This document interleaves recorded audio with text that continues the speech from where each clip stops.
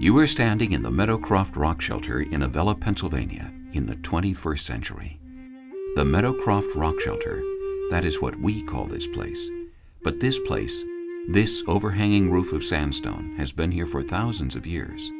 And although we don't know what people called it 5,000, 10,000, or even 15,000 years ago, we do know that it was an important stopover between the Ohio River and the hilly uplands of present-day southwestern Pennsylvania. With its southern exposure, westerly breezes, flat floor, and position high above the creek, it provided comfortable shelter. It would have been a good place to camp for a few days, or even a few weeks.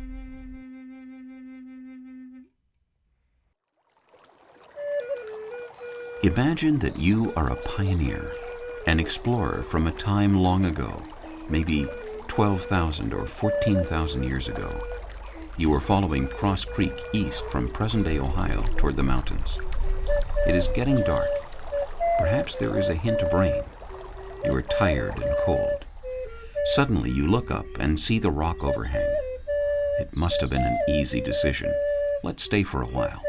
And so you stopped, built a fire, had dinner, and spent the night. To put it concisely, you became part of the cultural history of this place. But before we consider the cultural history of Meadowcroft, we must look at the forces that created it. The story of Meadowcroft begins with geology. If you look at the back wall, you can see what the cliff and shelter are made of. Layers of a relatively soft kind of rock called sandstone. 70,000 years ago, Cross Creek and the Meadowcroft Visitor Center were at the same level. Over the next 40,000 years, Cross Creek slowly cut through the top layer of sandstone and began creating the valley. Then the meandering creek hit the second, softer layer of sandstone that allowed it to undercut the top layer and create the rock shelter. The creek continued molding the valley for another 10,000 years, eventually leaving the rock shelter high and dry, some 40 feet above the creek.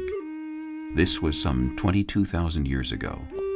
Because it is made of sandstone, a stone that is susceptible to erosion, the shelter has seen constant change. At quiet times, you can actually hear the grains of sandstone falling from the roof. Then there were those times when things got really exciting, at least from a geological point of view. That was a simulation of what a major rockfall might have sounded like. By studying the rocks in front of you, we've been able to determine that there have been two major rockfall events. The first, which we call the Old Rockfall, happened 12,000 years ago. The large rock directly in front of you and to your left is from this event. Somewhere between 300 and 600 AD, the same time period as the height of the Mayan civilization in Central America, there was another significant geological event, the New Roof Fall. The rock to your right is part of that catastrophic collapse. The major roof falls changed the edge of the rock overhang, making the shelter smaller. The edge of the overhang creates what archaeologists call the drip line. This is the original prehistoric drip line. Over time, as portions of the roof fell, the drip line moved northward to its current position. The areas of the shelter in back of this line have stayed dry over time.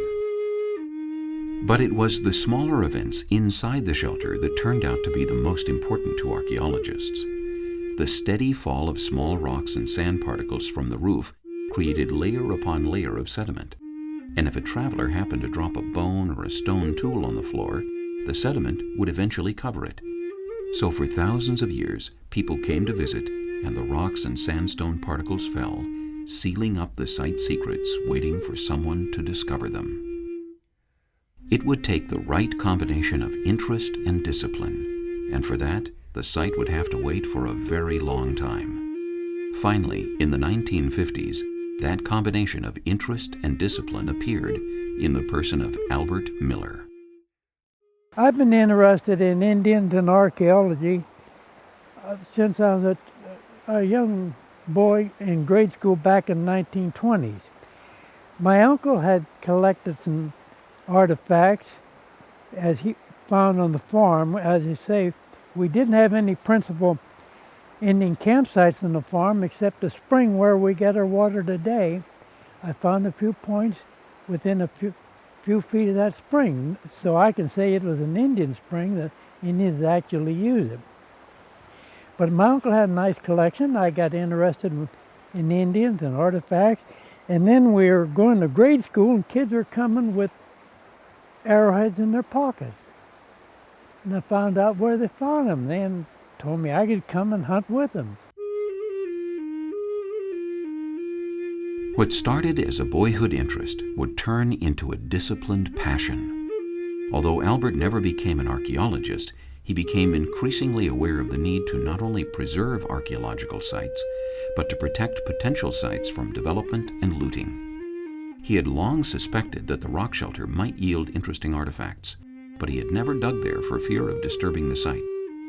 But on the 12th of November 1955, Albert noticed that a groundhog had dug a hole in the rock shelter. The groundhog hole was just too tempting, and so Albert began to investigate. Sure enough, he was only a few feet down when he discovered pieces of flint and pottery and intact stone tools. Then he stopped. Knowing that news of such a discovery would bring looters, he carefully covered the hole and told no one. His goal was to find a professional archaeologist to excavate the site. Albert often said, "When people dig just to get artifacts, they are literally tearing pages out of a book so the complete story can no longer be read." It must have been a frustrating wait. It took 18 years for Albert to find an archaeologist to do a proper excavation. That archaeologist was Dr. James Adovasio, who at the time was with the University of Pittsburgh. Dr. Adovasio still remembers his first visit to the site that would occupy him for decades to come. Once we came up the hill, and it's a relatively gentle gradient in terms of walking, it became apparent that underneath that overhang there was about 55, 65 square meters of floor space. The floor was level. The overhang itself was very high. It was more than 13 meters above the surface of the site. And it was clear that it had a southern exposure, which meant that in the daily traverse of the sun, the rock shelter's sandstone roof and walls would have retained the heat and provided a slightly more equable environment in the colder seasons than the area above it or below it in the valley bottom. These kinds of features, these geological features, are what archaeologists call parts of the marked landscape. All the natives that lived at the time would have known it was here, would have come back to it repetitively, would have become aware of its potential for a campsite, and would have revisited it as often as or as long as they stayed alive, and then passed it on to their descendants. In the middle of the rock shelter was a modern stone fireplace that had obviously been used recently. This historic stone-lined fireplace was in the epicenter of the modern overhang, so that if we were using it today, that's the fireplace we would have used. And it was filled with the accumulated visits of recent transients to the site. I mean, it had an assortment of beer cans and other paraphernalia that indicated that it had been used. What we didn't know, or could not possibly have known, was that the nature of the local geology allowed for the accumulation of a vast amount of sediment here, and that the site would be exceptionally deep and would go back very far. We only assumed on our first visit that it was used.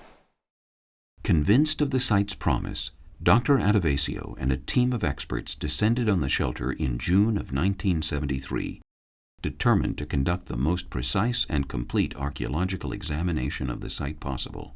The hope was that the site would provide a training ground for students. Little did they suspect how important a training ground it would be. This light indicates where the original 1973 exploratory trench was dug. The monitors show the trench's layout before excavation had begun in 1973. The trench was dug from outside the drip line in a north-south orientation all the way to the back wall. This trench helped to determine the earliest location of the drip line before any of the roof had fallen, and confirmed that the deposits within the rock shelter had never been disturbed by floodwater. The area immediately in front of you is called the Deep Hole. This is the deepest and therefore the part of the site with the oldest evidence. The rocks have all fallen from above at various times during prehistory and appear just as the archaeologists uncovered them. As the digging progressed, discoveries were recorded, mapped, and photographed. It is not just the artifact that is important, but its context that makes the story complete. Thanks to Albert Miller, the archaeologists had a site that had not been disturbed, and as they dug, they found that it went deeper than he could have imagined. Early on, the site was covered with a temporary roof to protect it. Pictures of the temporary roof installation can be seen on the video monitors. A section of that roof has been left in place and can be seen on the right. This temporary roof was constantly reworked and ended up protecting the site for over 35 years until the present structure was built. During the 1970s, the site office was located at the top of the stairs. It contained shelving and file cabinets and a computer terminal connected via phone modem to the University of Pittsburgh mainframe computer for on-site data entry. This was one of the first archaeological sites to use computers in the field and was in keeping with Dr. Adavasio's vision of a systematic exploration. Part of my charge when I joined the staff at the University of Pittsburgh was to find a place that would be suitable for a multidisciplinary archaeological and other sciences field school within logistics striking distance of Pittsburgh. And what we hoped to do was to train students not only in the protocols of excavation, but also to involve geologists, sedimentologists, climatologists, specialists in prehistoric plant and animal life to combine their talents and learn as much of wherever this area was going to be as we possibly could. Because essentially, just studying the archaeology only gives you a tiny portion of the story. When you involve all these other kinds of scholars, you're fleshing out the picture of the past. You're essentially providing the stage, the backdrop upon which, as I've said many times in the past, the prehistoric actors in antiquity are performing. And so if you don't reconstruct that stage, they might as well be dancing in the dark. And all through the 1973 season, it began to become progressively more apparent that the site wasn't like other rock shelters in western Pennsylvania or adjacent Ohio or West Virginia. It was both deeper physically, and it had the potential for being considerably older. The care and precision of the excavation can be seen in front of you. Excavators were highly trained to distinguish subtle changes in the texture and color of the layers. The tags you see denote a particular strata or layer of the excavation. They identify geological features, sampling points, or the location of a specific feature such as a fire pit or rodent burrow. Often the stratigraphy would be examined with special variably controlled lighting to highlight or mute specific features depending on what the excavator was looking for. A student who would come here during the height of the excavations would start here at 7 o'clock in the morning and work till 6 o'clock at night, 6 days a week for 3 months. The collection of information is an incredibly time-consuming process. I mean, the kind of patience that you have to have, especially using the methods that we employ, is extraordinarily mind-numbing.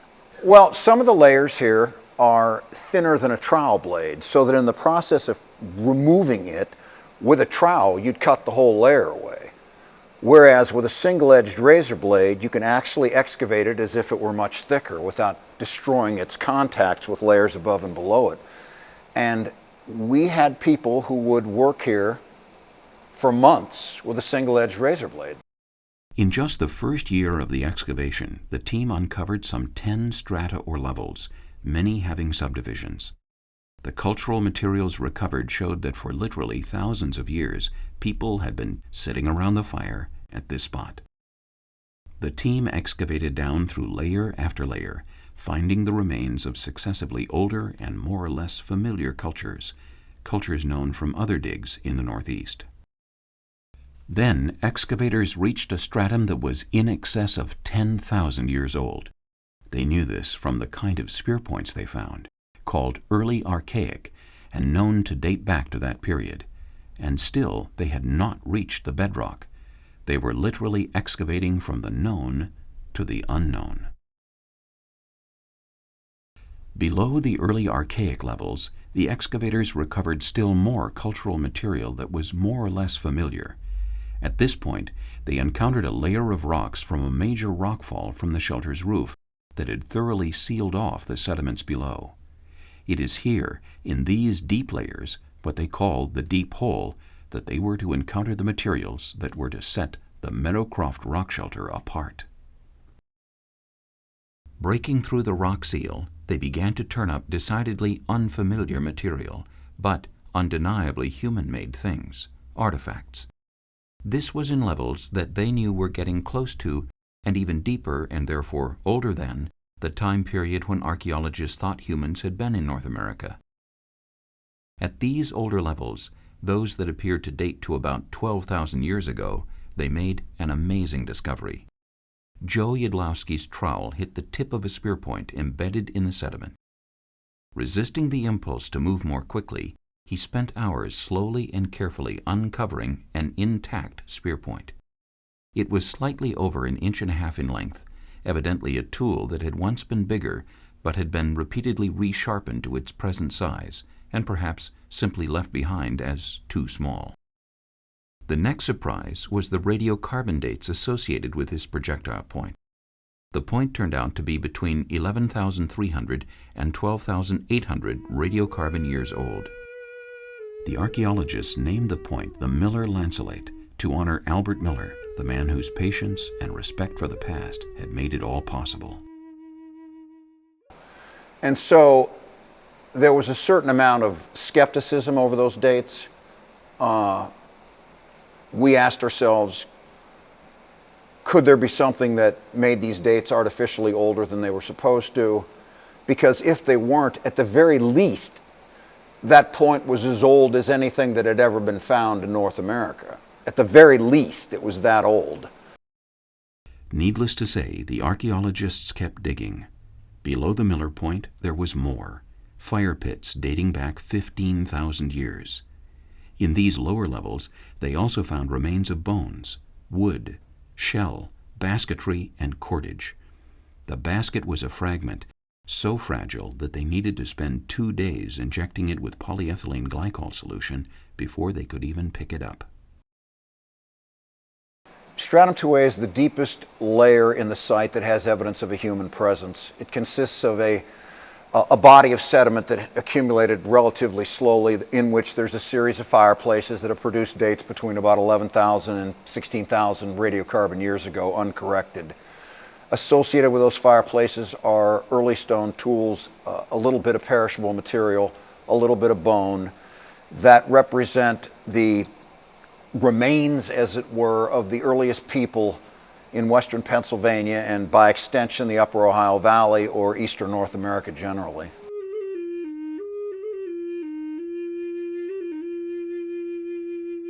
Because of the early dates from the original samples, the radiocarbon dates were checked over and over.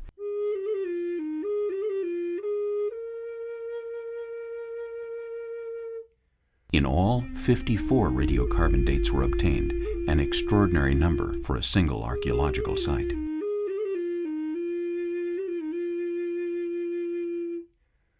And I went to visit the site, and together we felt quite assured that we were well back in at least the early Archaic.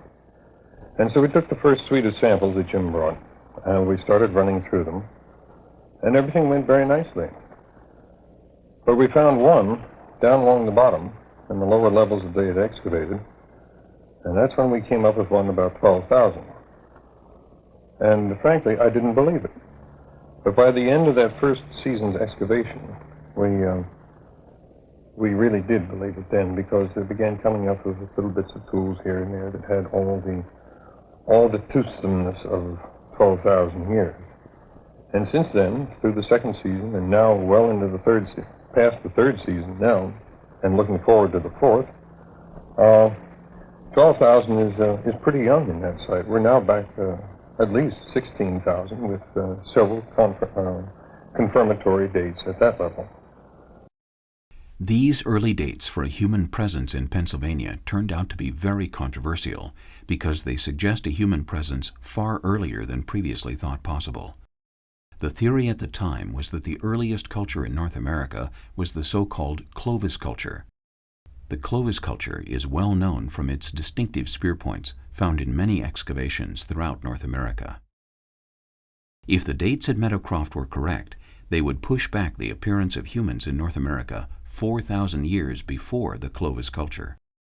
After decades of study, a few still debate the dates at Meadowcroft. On the other hand, many archaeologists have made new finds that support the Meadowcroft theory that human habitation goes back thousands of years before the Clovis culture. The work continues. Looking back, Dr. Adavasio reflects on the importance of Meadowcroft. The overall importance is the sweep of time that's contained in those strata. The fact that if you go to the top, you're dealing with George Washington's time, and when you go to the bottom, you're dealing with 16,000 years earlier than that, and you have everything in between. Over which period of time there's been so much subtle and not so subtle climatic change and adjustment that the people we can track through those deposits represent the record of a human presence in eastern North America in a very literal sense. Meadowcroft gives us a picture of life from long ago that is quite different from what we are accustomed to seeing in books and movies. The people who visited the Meadowcroft rock shelter were not big game or mammoth hunters, but were systematic small game hunters and intensive foragers. Most likely, they came in small groups of men, women, and children, and they have been coming here for a very long time. The work at Meadowcroft has generated many questions about the people who came here. Who were they? When did they come? And how did they get here? Approximately 1/3 of the Meadowcroft site has been left undisturbed so that future excavations with even better technology can add to the story of the people at the Meadowcroft Rock Shelter.